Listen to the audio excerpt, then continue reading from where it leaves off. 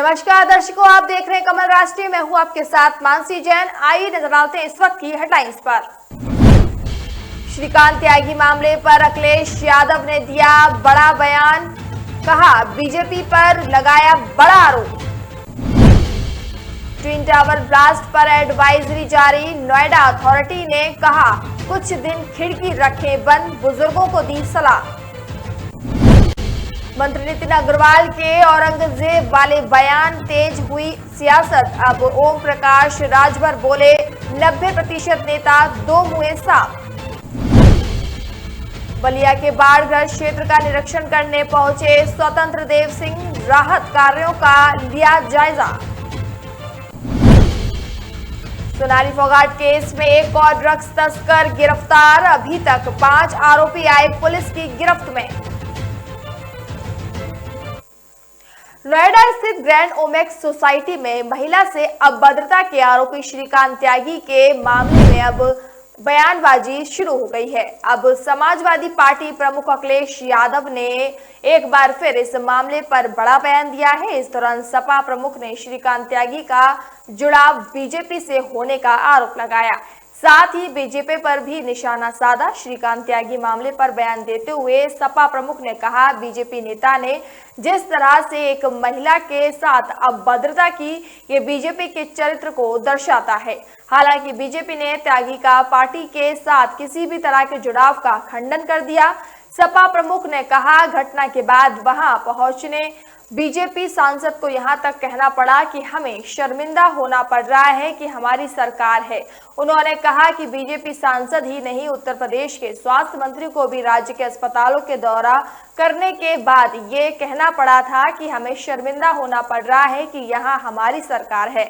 सपा प्रमुख ने प्रधानमंत्री नरेंद्र मोदी पर कटाक्ष करते हुए कहा कि उन्होंने कहा कि नाले में अगर पाइप लगा दो तो उस पर स्टोव रख दो तो चाय बन जाएगी। कुछ लोगों ने नाले में पाइप लगाने का प्रयास किया, उनका स्टोव तो नहीं जला, लेकिन नाले में पाइप के रास्ते से चोर एक ज्वेलर की दुकान में घुस गया तथा करोड़ों रुपए का सामान लूट कर ले गया।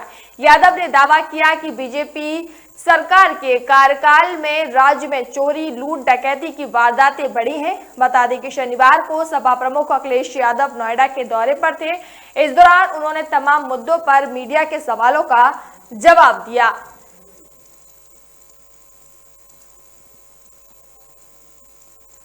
नोएडा सेक्टर 93A स्थित ट्विन टावर को आज दोपहर 2:30 बजे ध्वस्त कर दिया गया। टावरों को गिराने की तैयारी भी पूरी कर ली गई थी। टावर को गिराने के लिए 3700 किग्रा बारूद का इस्तेमाल किया गया था, जो महज 12 सेकंड में टावर को धराशायी कर दिया। ट्विन टावर गिराए जाने के बाद आसपास के लोगों को कई स्वास्थ्य संबंधी परेशानी हो सकती है। गौतम बुद्ध नगर के मुख्य चिकित्सा अधिकारी की ओर से इसको लेकर स्वास्थ्य संबंधी सलाह जारी की गई। इसमें बताया गया कि ट्विन टावर ध्वस्तीकरण के दौरान आंख, नाक और चेहरे में जलन, सिर में दर्द, सीने में जकड़न, अनियमित दिल की धड़कन, खांसी आना, नाक बहना, नाक में जकड़न और जी मचलाना, पेट में दर्द जैसी समस्याओं का सामना करना पड़ सकता है।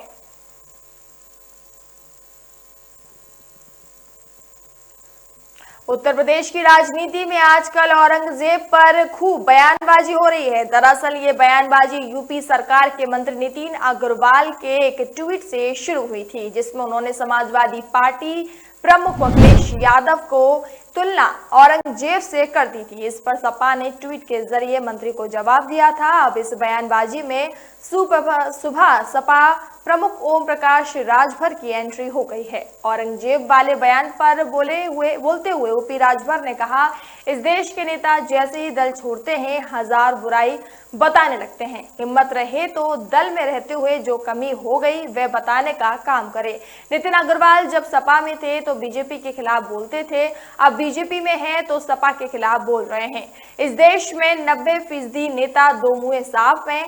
इस तरह के बयान की हम निंदा करते हैं। वहीं अखिलेश यादव के नोएडा जाने पर उन्होंने कहा कि जैसा लोग बताते हैं कि सत्ता में रहने के बाद जो मुख्यमंत्री नोएडा गया तो दोबारा सत्ता में नहीं आ पाता, उनमें भी एक भव्य व्यापक रहा। जो भ्रांति थी उसको मुख्यमंत्री योगी आदित्यनाथ ने तोड़ा है। योगी आदित्यनाथ नोएडा गए और मुख्यमंत्री पद दौरा करके साबित किया कि ये भ्रांति थी। उन्होंने कहा, जब प्रदेश और देश एक हैं तो एक जिले को अछूत मान लेंगे।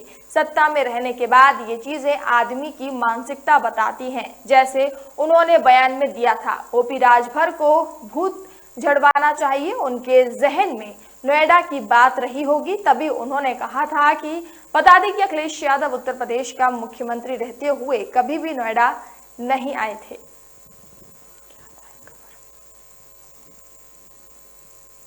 यूपी के बलिया में सिंधु बैराज से ज्यादा मात्रा में पानी छोड़े जाने के बाद गंगा नदी का जलस्तर बढ़ रहा है। बाढ़ के जलस्तर को देखते हुए सीएम योगी आदित्यनाथ ने प्रतिदिन समीक्षा कर रहे। इस दौरान यूपी सरकार के जल शक्ति मंत्री स्वतंत्र देव सिंह बैरिया तहसील क्षेत्र में बाढ़ का निरीक्षण करने पहुंचे और बाढ़ग्रस्त क्षेत्रों का निरीक्षण किया। निरीक्षण के दौरान जल शक्ति मंत्री स्वतंत्र देव सिंह ने एसडीआरएफ के बोट पर सवार होकर गंगा नदी में आई बाढ़ को लेकर प्रभावित इलाकों को देखा और स्थानीय लोगों से बातचीत कर उनकी समस्याओं को जाना और उसका निदान भी किया। मंत्री ने कहा कि बढ़ते जलस्तर के खतरे को देखते हुए सारी व्यवस्थाएं कर दी गई हैं और व्यवस्थाएं कर दी जा रही हैं। दरअसल बलिया के बाढ़ग्रस्त क्षेत्रों में एनडीआरएफ की नाव पर सवार होकर मंत्री स्वतंत्र देव सिंह ने बाढ़ग्रस्त क्षेत्रों का दौरा किया। इस दौरान रामगढ़, दोबेश्वरा और गोपालपुर गांव के लोगों का हाल जाना और उनकी समस्याओं को सुनकर तत्काल निदान किया। वहीं इस दौरान ग्रामीणों ने बिजली और पशुओं की समस्या को लेकर स्वतंत्र देव सिंह से अपनी परेशानी से रूबरू कराया, जिसके बाद मंत्री ने बिजली की व्यवस्था के लिए जनरेटर की व्यवस्था किए जाने का आश्वासन दिया। वहीं जल शक्ति मंत्री ने कहा कि सिंधु बैराज के लगभग सभी फाटक खोल दिए गए हैं। इस कारण जलस्तर बढ़ा है, इसीलिए हम लोग सतर्क हैं, जन और जानवर का ज्यादा नुकसान नहीं हो। सीएम योगी को पूरी चिंता है कि बलिया के लोगों को नुकसान ना हो। सीएम योगी आदित्यनाथ बलिया में बाढ़ बढ़ रहे गंगा के जलस्तर का प्रतिदिन समीक्षा कर रहे हैं, इसीलिए जिला प्रशासन और सभी अधिकारी और हम आपके बीच हैं।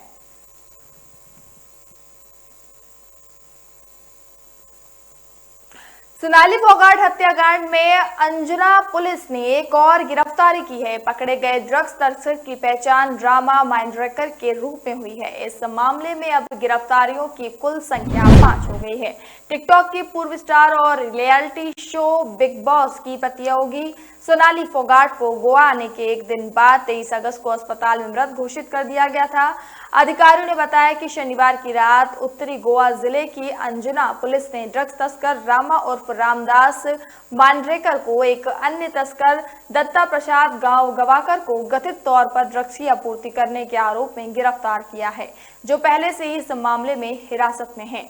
गांव का गवाकर के मामले के 2 अन्य आरोपी सुधीर सांगवान और सुखविंदर सिंह को ड्रग्स की आपूर्ति की थी, जो गोवा यात्रा पर फोगाट के साथ थे। गोवा पुलिस ने शनिवार को कहा कि फोगाट को उसकी मौत से कुछ घंटे पहले उसके सहयोगियों ने थामफेटामाइन की दी थी, जो पुलिस ने पहले कहा था कि गांवकर ने फोगाट के सहयोगी सागवान और सिंह को कथित तौर पर नशीला पदार्थ मुहैया कराया था।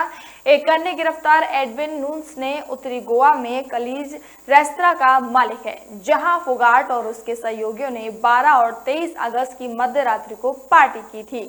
पुलिस उपाधीक्षक जिव्वा दलवी ने बताया कि फोगाट को मेथाम्फेटामाइन दिया गया था और रेस्तरां के शौचालय से सब कुछ बची हुई दवा बरामद की गई। सागवान और सुखविंदर सिंह ने कथित तौर पर पुलिस को बताया कि उन्होंने गांवकर से ड्रग्स की खरीद की थी, जो अंजना के होटल ग्रैंड लियोन रिजॉर्ट में रूम बॉय के रूप में काम करता था, जहां वे रह रहे थे।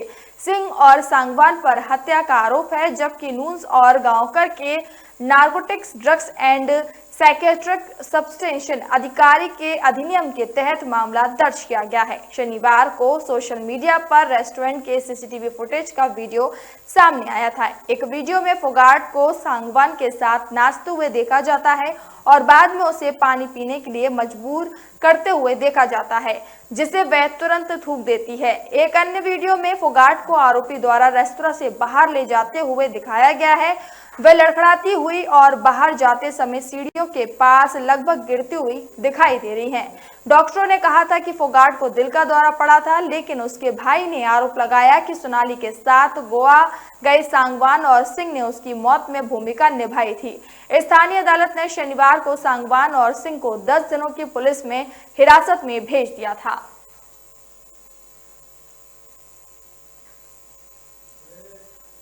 फिलहाल वक्त तो चला एक छोटे से ब्रेक का। ब्रेक के बाद जल्द हाजिर होंगे।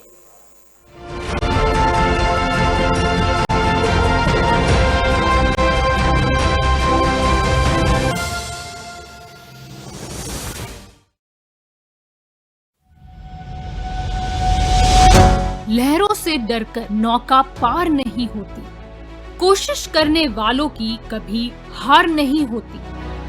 नन्ही चींटी जब दाना लेकर चलती है, चढ़ती दीवारों पर 100 बार फिसलती है। मन का विश्वास रगों में साहस भरता है।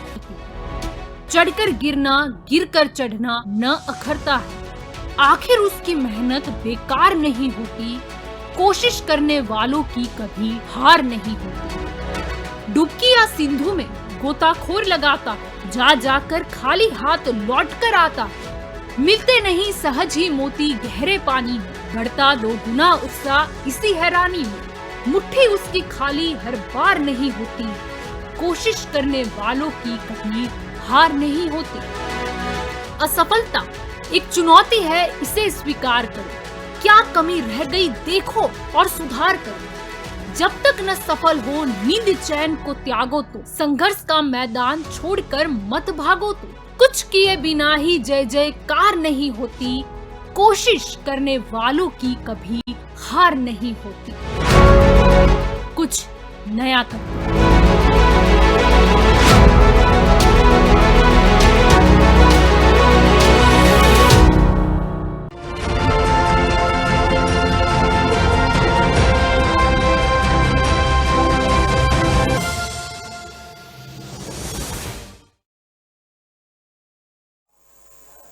ब्रेक के बाद एक बार फिर से आप सभी का स्वागत है। सीआईए स्टाफ के सब इंस्पेक्टर दिलबाग सिंह की गाड़ी में बम लगाने के मुख्य आरोपी दीपक को पुलिस ने गिरफ्तार कर लिया है और उसकी और एक अन्य आरोपी की जिम्मेदारी बम लगाने की थी और पुलिस कांस्टेबल हरपाल सिंह और फतेहदीप को मोबाइल के जरिए बम में धमाका कर एसआई की हत्या करनी थी। इस पूरी साजिश में कुल 9 लोग शामिल हैं। इनमें से 7 लोगों को पुलिस ने गिरफ्तार कर लिया है। पंजाब पुलिस के डीजीपी गौरव यादव ने बताया कि इस पूरे मामले का मास्टरमाइंड कनाडा का गैंगस्टर लखबीर सिंह उर्फ लांडा है। पुलिस को एसआई की गाड़ी के नीचे से 2 किलो 70 किलोग्राम उच्च विस्फोटक युक्त आईईडी बरामद हुई थी। पूछताछ में दीपक ने बताया कि बम प्लांट करने के लिए उस दिन कुछ देर के लिए कोरियर वाले की मोटरसाइकिल ली और दिलबाग की गाड़ी में बम लगाकर वह फरार हो गए। इसके आगे का काम हरपाल और फतेहदीप का था। गिरफ्तार अन्य व्यक्तियों में खुशहाल सिंह, राजेंद्र कुमार, वरिंदर सिंह और गुरप्रीत सिंह हैं। वरिंदर और गोपी गोइंदवाल जेल में बंद हैं और लांडा के करीब सहयोगी बताए जा रहे हैं। दोनों एक निर्धारित स्थान से आईईडी इकट्ठा कर खुशहाल को दी। पुलिस ने दीपक द्वारा लगाने के लिए इस्तेमाल की गई मोटरसाइकिल और 5 मोबाइल फोन भी बरामद कर लिए हैं। उन्होंने फतेहदीप और हरपाल के कब्जे से नगद लाखों रुपए बरामद किए और डॉलर के यूरो और 170 पाउंड और पासपोर्ट भी बरामद किए हैं। डीजीपी यादव ने कहा कि अमृतसर पुलिस कमिश्नरेट को इस मामले में पहला ब्रेक इस घटना के एक दिन बाद दिल्ली हवाई अड्डे से हरपाल और फतेहदीप की गिरफ्तारी के साथ मिला, जब वे मालदीव भागने की कोशिश कर रहे थे। गिरफ्तार व्यक्तियों से पूछताछ में राजेंद्र बाऊ की संलिप्तता का पता चला, जिसे शिरनी से पकड़ा गया। अमृतसर के पुलिस आयुक्त अरुण पाल सिंह ने कहा कि उन्होंने दीपक के साथी की भी पहचान कर ली है, जो आईईडी लगाने के लिए मोटरसाइकिल पर उसके साथ गया था। पुलिस कांस्टेबल हरपाल को आतंकवादी गतिविधियों में उसकी भूमिका के लिए सेवा से बर्खास्त कर दिया जाएगा।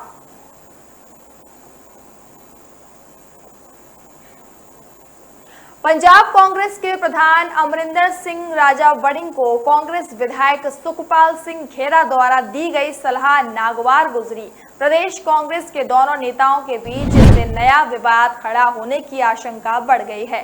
खेरा की सलाह पर प्रतिक्रिया में राजा वड़िंग ने इतना ही कहा कि बिन मांगे सलाह देने से सम्मान घटता है। दरअसल सुखपाल खेरा ने शनिवार सुबह ट्वीट किया कि कांग्रेस प्रधान किसी का बचाव करने के लिए पार्टी काउडर की ऊर्जा को बर्बाद ना करें, क्योंकि पंजाब के सामने बेअदबी, किसान खुदकुशी और पानी जैसे अनेक ज्वलंत मुद्दे हैं।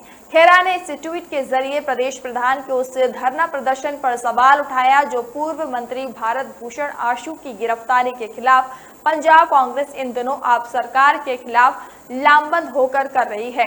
खेरा ने लिखा कि मैंने ईडी का सामना किया, मैं सच्चा था, इसीलिए भूलतव के लोगों ने मुझे विधानसभा में फिर चुनकर भेजा। खेरा ने आशु का नाम लिए बिना अपनी ही पार्टी को घेरते हुए कहा कि अगर हमारे नेता ईमानदार हैं तो चिंता क्यों। गौरतलब है कि पंजाब कांग्रेस प्रधान राजा वड़िंग के नेतृत्व में कांग्रेस की ओर से पूर्व मंत्री भारत भूषण आशु की भ्रष्टाचार के आरोप में हुई गिरफ्तारी के खिलाफ लगातार धरने दिए जा रहे हैं। राजा वड़िंग द्वारा ये आरोप भी लगाया जा रहा है कि पंजाब की आम आदमी पार्टी सरकार द्वारा सियासी बदलाखोरी के तहत आशु को फंसाया जा रहा है।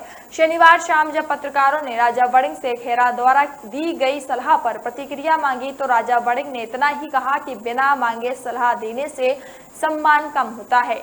इसके साथ ही उन्होंने धरना प्रदर्शन को सही ठहराते हुए ये भी कहा कि अपने मित्र, अपने सहयोगियों और अपनी पार्टी के नेता के साथ खड़े होना कुछ गलत नहीं।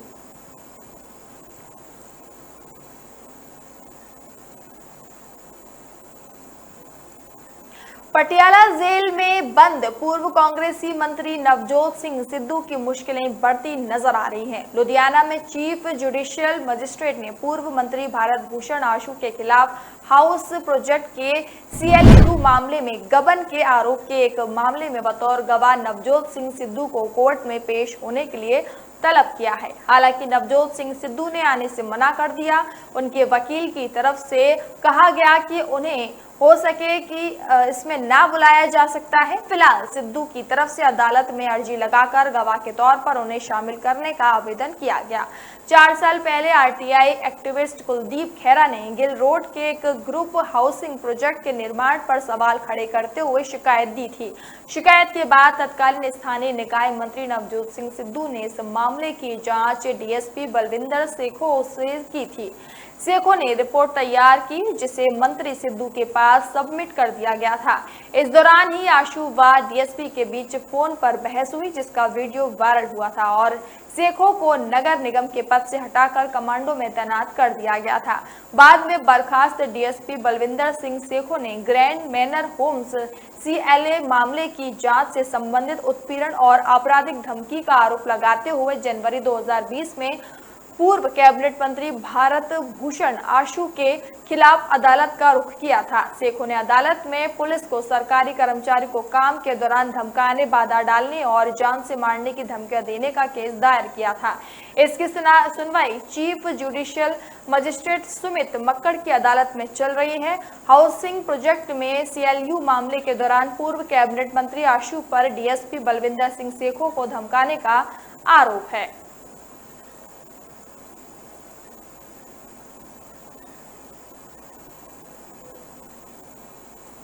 अनाज मंडी ट्रांसपोर्टेशन टेंडर घोटाले में रिमांड पर चल रहे पूर्व मंत्री भारत भूषण आशु को शनिवार को दोबारा अदालत में पेश किया गया। शनिवार को छुट्टी होने के बावजूद ड्यूटी मजिस्ट्रेट आरती शर्मा की अदालत में पूर्व मंत्री को कड़ी सुरक्षा के बीच पेश किया गया, जहां करीब 1 घंटे तक दोनों पक्षों के बीच बहस हुई। अदालत ने दोनों पक्षों की दलीलें सुनने के बाद पूर्व मंत्री का 2 दिन का पुलिस रिमांड बढ़ा दिया। इसके बाद विजिलेंस की टीम कड़ी सुरक्षा के बीच आशु को दोबारा ब्यूरो ले गई। पूर्व मंत्री को पेश करने से पहले अदालत परिसर में सुरक्षा की कड़ी व्यवस्था की गई थी। अदालत परिसर में जाने वाले हर रास्ते पर पुलिस का पहरा था और किसी को भी अंदर जाने की इजाजत नहीं थी। करीब 4 बजे विजिलेंस की टीम कड़ी सुरक्षा के बीच भारत भूषण आशु को लेकर अदालत पहुंची। सरकारी वकील ने पूरे केस के बारे में न्यायाधीश को जानकारी दी और उसके बाद अपना पक्ष रखा कि अभी पूर्व मंत्री से कई तरह की पूछताछ होनी है और उनके साथी इंद्रजीत सिंह इंदी को नामजद किया गया। इंदी के साथ साथ पहले से इस मामले में नामजद पूर्व मंत्री के पीए मीनू पंकज मल्होत्रा की गिरफ्तारी बाकी है, जिस कारण उनका 7 दिन का रिमांड चाहिए ताकि पूछताछ की जा सके। बचाव पक्ष की तरफ से पेश हुए सीनियर वकील परोपकार सिंह भूमकर ने रमन कौशल और राजीव कौशल ने विजिलेंस की तरफ से मांगे गए रिमांड का पूरा विरोध किया और कहा कि विजिलेंस ने राजनीतिक रंजिश के चलते सरकार के दबाव में झूठा केस दर्ज किया है। एफआईआर में तो पूर्व मंत्री का नाम है ही नहीं, उन्हें बाद में गलत तथ्यों के आधार पर नामजद किया गया, जिस पर सरकारी वकील ने कहा कि पूर्व मंत्री के पीए मीनू पंकज मल्होत्रा की 5 से 6 प्रॉपर्टी मिलती हैं। इसके अलावा उनकी कई बेनाम जायदाद है जिसकी जांच की जानी है।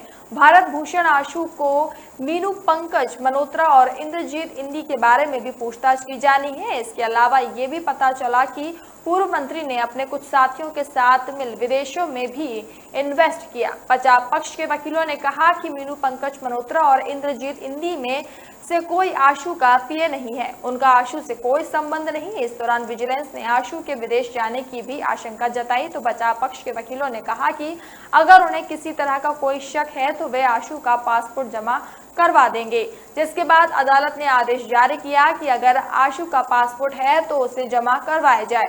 दोनों पक्षों की करीब 1 घंटे तक दलील सुनने के बाद अदालत ने आशु का 2 दिन तक का पुलिस रिमांड और बढ़ा दिया।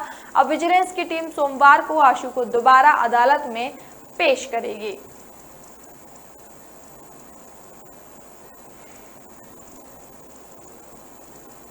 कांग्रेस का समय सबसे खराब दौर से इस समय गुजर रहा है। आए दिन पार्टी से वरिष्ठ नेता इस्तीफा दे रहे हैं। गुलाम नबी आजाद के शुक्रवार को इस्तीफे देने के बाद तेलंगाना के राज्यसभा के पूर्व सदस्य एम.ए. खान ने शनिवार को कांग्रेस पार्टी छोड़ दी। साथ ही पत्र लिखकर उन्होंने वजह भी गिनाई। एम.ए. खान ने पार्टी को दिए पत्र में लिखा कि भारतीय राष्ट्रीय कांग्रेस पार्टी जनता को ये समझाने में पूरी तरह विफल रही कि वह अपनी विरासत को पा सकती है और देश को आगे बढ़ा सकती है। उन्होंने आगे कहा कि अपने छात्र जीवन से ही 4 दशकों से अधिक समय से पार्टी से जुड़े थे।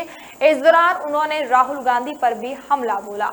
राहुल गांधी के उपाध्यक्ष और अध्यक्ष रहने के बाद कांग्रेस को नुकसान ही हुआ है। समाचार एजेंसी एएनआई के हवाले से कहा कि उनके सोचने के तरीके अलग हैं, जो ब्लॉक स्तर से लेकर बूथ स्तर तक किसी भी कार्यकर्ता से मेल नहीं खाता। विधायक खान ने कहा कि पार्टी के तमाम दिग्गज जिन्होंने दशकों तक पार्टी को मजबूत किया अब पार्टी छोड़ रहे हैं। राहुल गांधी ये भी नहीं जानते कि वरिष्ठ सदस्यों के साथ कैसे व्यवहार करना चाहिए। स्थिति को देखते हुए मेरे पास पार्टी से इस्तीफे देने का फैसला करने के अलावा और कोई विकल्प नहीं था। आगे उन्होंने पत्र में लिखा कि पार्टी के भले के लिए और पार्टी अच्छा काम करे इसके लिए G23 के वरिष्ठ नेताओं के आवाज उठाई, जिसको नेतृत्व ने नकार दिया और उनको सुना तक नहीं। साथ ही पत्र में कहा गया कि अगर उन नेताओं पर भरोसा किया जाता हो और पार्टी उनकी पीड़ा को समझती तो चीजें अलग होती। पत्र में एम.ए. खान ने कहा कि वरिष्ठ नेताओं को पार्टी से इस्तीफे देने के लिए मजबूर किया गया। शीर्ष नेतृत्व पार्टी के जमीनी कार्यकर्ताओं को फिर से सक्रिय करने का कोई प्रयास नहीं कर रहा। पंडित नेहरू, इंदिरा गांधी के नेतृत्व में पार्टी ने उसी प्रतिबद्धता और समर्पण के साथ देश की सेवा करना जारी रखा है, लेकिन इस स्थिति में मेरे पास इस कठोर फैसले लेने के अलावा कोई विकल्प नहीं था। उन्होंने लिखा कि मेरे पास कांग्रेस पार्टी के मामलों से खुद को अलग करने के अलावा कोई विकल्प नहीं है, इसीलिए मैं तत्काल प्रभाव से भारतीय राष्ट्रीय कांग्रेस पार्टी की प्राथमिक सदस्यता से अपना इस्तीफा दे देता हूं।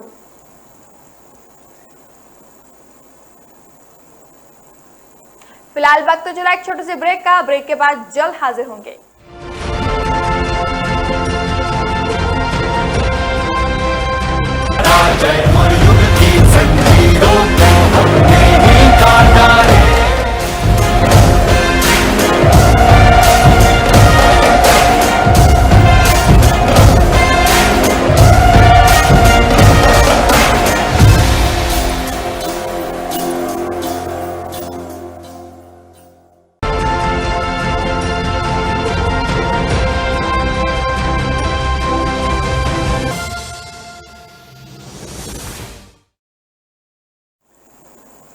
ब्रेक के बाद एक बार फिर से आप सभी का स्वागत है। मुख्यमंत्री अशोक गहलोत की अध्यक्षता में कैबिनेट की बैठक हुई। इसके आधे घंटे बाद सीएम मंत्रिपरिषद की बैठक हुई। मुख्यमंत्री निवास पर होने वाली इस बैठक में आधा दर्जन विभागों के करीब 11 एजेंडों पर मोहर लगी। सूत्रों की माने तो बैठकों में राजस्व, आपदा प्रबंधन, प्रशासनिक सुधार, गृह विभाग और यूडीएच सहित करीब आधा दर्जन विभागों के 11 एजेंडों पर चर्चा हुई। वहीं प्रदेश के 6 से अधिक जिलों में तेज बारिश की वजह से बने बाढ़ के हालातों को लेकर भी चर्चा की गई। कहा जा रहा है कि बाढ़ग्रस्त जिलों के राहत पैकेज की घोषणा की जा सकती है। इसके साथ ही जालोर में स्कूली बच्चों की मौत के मामले में परिवार के सदस्य को सरकारी नौकरी देने संबंधी नियमों में संशोधन पर भी मुहर लग सकती है।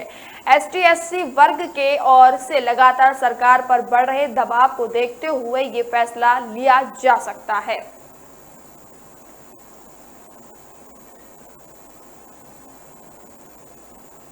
केंद्रीय गृह मंत्री अमित शाह ने रायपुर एयरपोर्ट पहुंचे। इसके बाद अमित शाह ने रायपुर में एनआईए कार्यालय का उद्घाटन किया। इस दौरान उन्होंने कहा कि ये भव्य भवन एनआईए की बढ़ती साख और बढ़ते हुए दबदबे का प्रतीक है।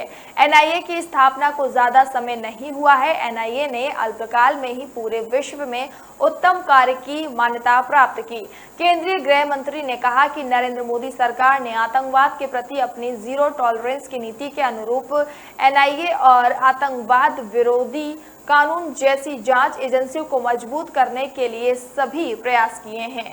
राष्ट्रीय जांच एजेंसी की मई 2024 तक सभी राज्यों में शाखाएं होंगी। उन्होंने कहा कि मोदी सरकार ने वामपंथी उग्रवाद, आतंकवाद, नकली मुद्रा और नशीले पदार्थ सहित अन्य संबंधित अपराधों के खिलाफ जीरो टॉलरेंस की नीति अपनाई है और इसीलिए हमने एनआईए को मजबूत करने में कोई कसर नहीं छोड़ी है। शाह ने कहा कि भाजपा के नेतृत्व वाली केंद्र सरकार ने आतंकवादी विरोधी कानूनों को भी मजबूत किया है। राज्य सरकारों के साथ आतंकवाद से संबंधित इनपुट साझा किए। भले ही किसी राज्य में पार्टी का शासन क्यों ना हो, आतंकवाद विरोधी जांच एजेंसियों को मजबूत किया और ऐसे अपराधों में सजा की दर में वृद्धि हुई। इस नीति के अनुरूप हमारी सरकार ने एनआईए को मजबूत करने की दिशा में काम किया। मुझे खुशी है कि एनआईए द्वारा निपटाए गए मामलों में दोष सिद्धि दर 2014 में 75% से 54% तक पहुंच गई है। केंद्रीय मंत्री ने कहा कि सरकार ने सत्ता में आने के बाद से ही कश्मीर को आतंकवाद मुक्त बनाने की कोशिश की है। उन्होंने कहा कि कश्मीर में धारा 370 हटने के बाद से शांति देखी जा रही है और आज हमारी एजेंसियां वहां आतंकवादी गतिविधियों पर लगाम लगाने में कामयाब हुई हैं। ये इसीलिए संभव हुआ क्योंकि एनआईए ने 2018, 19 और 20 में टेरर फंडिंग में शामिल लोगों के खिलाफ कड़ी कार्रवाई की। कुल 105 मामले टेरर फंडिंग के दर्ज किए गए और 876 लोगों को गिरफ्तार किया गया और 54 मामलों में चार्जशीट दायर किए गई। शाह ने दावा किया कि सरकार ने वामपंथी उग्रवाद को उखाड़ फेंकने का वादा किया, जो अब देश के कुछ जिलों तक ही सीमित है। पहले वामपंथी उग्रवाद का प्रभाव 120 जिलों तक फैला था, लेकिन अब ये केवल 46 जिलों तक सिमट कर रह गया है। उन्होंने कहा कि छत्तीसगढ़ में कुछ ऐसे जिले हैं जो अभी भी इस खतरे से जूझ रहे हैं, लेकिन मेरी दृढ़ विश्वास है कि केंद्र और राज्य सरकार संयुक्त रूप से इसे खत्म कर देंगी।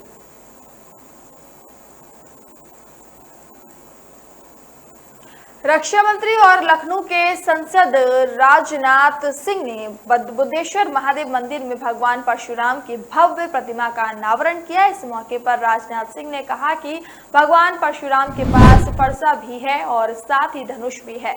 इन लोगों ने शायद सोचा होगा कि ऐसे व्यक्ति को अनावरण के लिए बुलाया जाए जिस मंत्री के पास अस्त्र शस्त्र रहते हों, इसीलिए रक्षा मंत्री को आमंत्रित करते हैं। उन्होंने यहां 150 से अधिक परियोजनाओं का लोकार्पण और शिलान्यास भी किया। राजनाथ सिंह ने कहा कि अनेक लोगों का मत है कि लखनऊ का पुराना नाम लखनपुर हुआ करता था और श्री रामचंद्र के छोटे भाई लखन जी की नगरी ये लखनऊ थी और श्री राम सीता के विवाह में लखन जी और भगवान परशुराम जी के बीच जो तकरार हुई उससे सभी अच्छी तरह परिचित हैं। उनके विपरीत स्वभाव के बारे में भी हम सभी जानते हैं। बावजूद उसके लखन जी की नगरी में भगवान परशुराम की प्रतिमा का सम्मान अनावरण हो रहा है। तो विपरीत विचारों के बीच सामंजस्य और विरोधी विचारों के सम्मान का इससे बड़ा दूसरा उदाहरण कोई नहीं हो सकता। भगवान परशुराम शास्त्र और शस्त्र दोनों धारण करने वाले महापुरुष थे। वे भक्ति और शक्ति के समन्वय की साक्षात प्रतिमूर्ति है। जब धरा पर अत्याचार बहुत बढ़ जाता तो ईश्वर को अवतार लेना पड़ता, और ईश्वर तो एक ही हो सकते हैं, चाहे राम के रूप में हो, कृष्ण के रूप में हो या परशुराम के रूप में हो, या आने वाले समय में कलिक के रूप में हो। परशुराम को भगवान के अवतार के रूप में देखा जा सकता है। भगवान परशुराम ने जहां जरूरत हुई शस्त्र का उपयोग किया और जहां जरूरत हुई वहां पर शास्त्र का भी उपयोग किया। आमतौर पर उनके आवेश रूप की चर्चा होती है, उनके क्षत्रिय कुलद्रोही रूप ही क्यों कहा जाता है, जबकि ये सच्चाई नहीं है। उनके समस्त रूपों की हमारे समाज में चर्चा होनी चाहिए। भगवान परशुराम भगवान विष्णु के छठे अवतार ही नहीं, भगवान परशुराम चिरंजीवी माने गए। भगवान परशुराम ने अनेक बार अत्याचार करने वाले राजाओं का नाश किया। त्रेता और द्वापर दोनों युगों में भगवान परशुराम एक साथ विद्यमान रहते हैं। इस कार्यक्रम में केंद्रीय राज्य मंत्री कौशल किशोर, डिप्टी सीएम ब्रजेश पाठक, पूर्व deputy CM doctor Dinesh Sharma, विधायक आशुतोष टंडन, योगेश शुक्ला, मेयर संयुक्ता भाटिया भी उपस्थित रहे। बुलंदशहर पहुंचे सूबे के सीएम योगी आदित्यनाथ ने पार्टी के जनप्रतिनिधियों और कार्यकर्ताओं से मुलाकात की। इसके बाद वे महिला अस्पताल पहुंचे और वहां पर उन्होंने एमएनसीयू वार्ड का निरीक्षण किया। उसके बाद 200 बेड वाले निर्माणाधीन कल्याण सिंह राजकीय मेडिकल कॉलेज पहुंचे और वहां कैंपस का निरीक्षण किया। सीएम योगी ने कहा कि बुलंदशहर की धरती ने विधानसभा चुनाव में 7 सीटों पर बीजेपी नेताओं को जिताकर भेजा, जिसका वे आभार व्यक्त करते हैं। उन्होंने कहा कि आपने डबल इंजन की सरकार पर विश्वास जताया है और सरकार उसी अनुरूप विकास कार्य करेगी। सीएम योगी ने बुलंदशहर में कहा, आपके जनपद के जनप्रतिनिधि विकास की बातों को अक्सर मेरे सामने रखते हैं और मैं उनकी बात ध्यान से सुनता भी हूं। आपके विधायकों की पहल पर बुलंदशहर में नई जनरेशन के लिए विद्युत संयंत्र कल्याण सिंह के नाम पर मेडिकल कॉलेज, नमामि गंगे के तहत योजना और वन डिस्ट्रिक्ट वन प्रोडक्ट के तहत प्रॉपर्टी उद्योग समेत सिकंदराबाद के औद्योगिक क्षेत्र को बढ़ावा देना है। बुलंदशहर में बन रहे मेडिकल कॉलेज में अब शहर के बच्चे एमबीबीएस करेंगे। साथ ही लड़कियों के लिए विशेष रूप से नर्सिंग कोर्स की भी व्यवस्था की गई है। सीएम योगी ने कहा कि कोरोना काल में निकुंज हॉल से मैंने पहली जनसभा की थी, पर अब सरकार बनने के बाद एक बार फिर से इसी हॉल से आप सबका आभार प्रकट करने आया हूँ। समाज के प्रत्येक तबके के लिए किए जाने वाले प्रयास का आज धरातल पर उतरते दिखाई दे रहे हैं। कोरोना काल में अमेरिका जैसा बड़ा देश भी ध्वस्त हो गया था, लेकिन भारत में कोरोना महामारी के दौरान इलाज, वैक्सीन और रोजगार तक दिए गए। डीबीटी के माध्यम से जन जन को लाभ का पैसा पहुंचाया गया। तकनीक के महत्व को समझते हुए बुलंदशहर के बगल में अंतर्राष्ट्रीय एयरपोर्ट का निर्माण किया जा रहा है। सीएम योगी ने कहा कि बुलंदशहर के बगल में फिल्म सिटी, मेडिकल पार्क और डिफेंस कॉरिडोर बन रहा है, जिससे युवाओं को भरपूर रोजगार मिलेगा। इसके साथ ही अलीगढ़ में महेंद्र सिंह के नाम पर नया कॉलेज बनाया जा रहा है। मेरठ में प्रदेश का पहला स्पोर्ट्स कॉलेज बनाया गया। गांव-गांव में खेल के मैदान बनाए गए हैं ताकि युवा खेलकर मजबूत बन सके। गांव में सरकारी जमीन पर बने मकानों का स्वामित्व परिजनों को दिया गया। प्रदेश में लाखों लोगों को पीएम आवास दिए गए। वहीं स्ट्रीट वेंडर्स के लिए सस्ता लोन उपलब्ध कराया जा रहा है। अब टेक्निकल कोचिंग के लिए प्रदेश के बच्चों को बाहर नहीं जाना होगा। प्रदेश में चल रही अभ्युदय कोचिंग योजना के तहत टेक्निकल कोचिंग दी जाएगी। वहीं लाखों बच्चों को टैबलेट भी उपलब्ध कराए गए हैं। आजमगढ़ से संसदीय सीट से भारतीय जनता पार्टी के सांसद भोजपुरी फिल्म स्टार दिनेश लाल यादव निरहुआ आज अपने संसदीय क्षेत्र आजमगढ़ पहुंचे। इस दौरान उन्होंने आजमगढ़ रेलवे स्टेशन पहुंचकर पूर्वोत्तर रेलवे के एडीआरएम राहुल श्रीवास्तव के साथ मीटिंग करके रेलवे स्टेशन की समस्याओं और विस्तारीकरण को लेकर चर्चा की। इस दौरान मीडिया से बातचीत करते हुए सांसद निरहुआ ने कहा कि आज एडीआरएम से रेलवे स्टेशन में जो समस्याएं थी उनको दूर करने को लेकर चर्चा हुई। साथ ही आजमगढ़ को गोरखपुर और बनारस से जोड़ने का प्रस्ताव उन्होंने रेल मंत्री को दिया था। इस विषय पर भी चर्चा की गई। कोविड काल में बंद हुई ट्रेनों को फिर से चलाने पर बातचीत की गई। इसके अलावा उन्होंने बताया कि स्टेशन के प्लेटफॉर्म नंबर 1 के विस्तारीकरण किया जाना है और एक नया प्लेटफॉर्म नंबर 4 बनेगा। उन्होंने रेलवे स्टेशन पर शौचालय की सुविधा ठीक करने का भी भरोसा जताया। इन सभी विषयों पर चर्चा की गई। सांसद निरहुआ ने दावा किया कि 1 से 1.5 साल के अंदर आजमगढ़ रेलवे स्टेशन की सूरत बदल जाएगी। वहीं हाल ही में अखिलेश यादव के आजमगढ़ जेल में बंद सपा विधायक रमाकांत यादव से मुलाकात पर कटाक्ष भी किया। निरहुआ ने कहा कि समाजवादी पार्टी गुंडों और माफियाओं की पार्टी है, तो गुंडे माफियाओं से नहीं मिलेगी तो और क्या काम है उनके पास। उन्होंने कहा कि इसीलिए जनता उभर कर उनको सांसद बनाई है, क्योंकि इससे पहले जो भी सरकार की योजनाएं होती थी वे सपा के गुंडा माफिया आपस में ही बांट लेते थे। आम जनता कितने दिनों तक बर्दाश्त करेगी। उन्होंने कहा कि सीएम योगी आदित्यनाथ भी ऐसे लोगों को छोड़ने वाले नहीं हैं जो गुंडागर्दी और माफिया गर्दी में संलिप्त रहते हैं। बुलडोजर से उनके घरों को गिराने का काम किया जा रहा है। फिलहाल इस बुलेटिन में इतना ही। अब मुझे दीजिए इजाजत। नमस्कार।